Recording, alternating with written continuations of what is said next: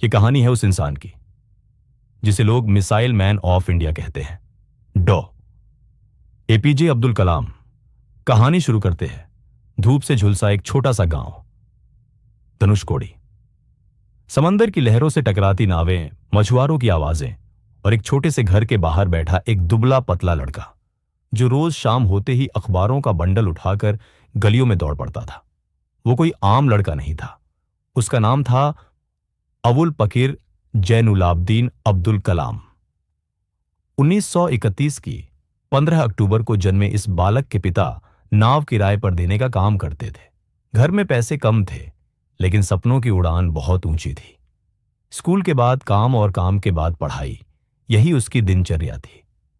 कई बार भूखे पेट भी वह किताबों में डूबा रहता। आंखों में एक सपना था, देश के लिए कुछ बड़ा करना। मिसाइल, विमान, विज्ञान, यही उसकी दुनिया थी। समय बीतता गया, कलाम बड़े हुए और विज्ञान की पढ़ाई में लगन से जुट गए। वे हमेशा कहते थे, अगर तुम सूरज की तरह चमकना चाहते हो तो पहले सूरज की तरह जलो। बचपन की संघर्ष भरी जिंदगी ने उन्हें अंदर से फौलाद बना दिया था।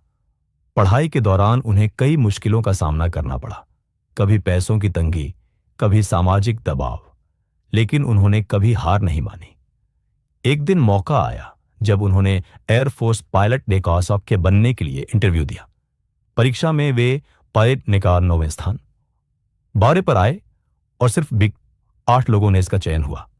कलाम टूट गए, आंखों में आंसू, दिल में निराशा। वे ऋषिकेश पहुंचे, जहां उन्होंने एक संत बेहा बाबा शिवानंद बाग से अपनी व्यथा साझा की।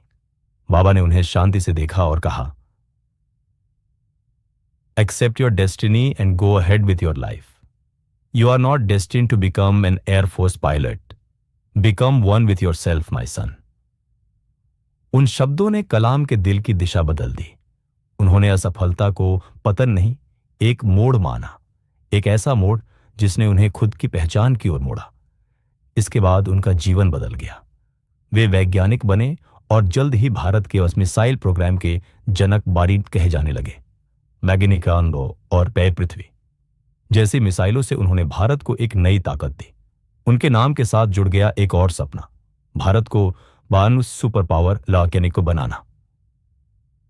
71 वर्ष की उम्र में जब लोग आराम करते हैं, डॉ कलाम देश भर में युवाओं से मिलने, उन्हें प्रेरित करने, उन्हें सपने देखने और उन्हें पूरा करने की शिक्षा देने में लगे रहते थे।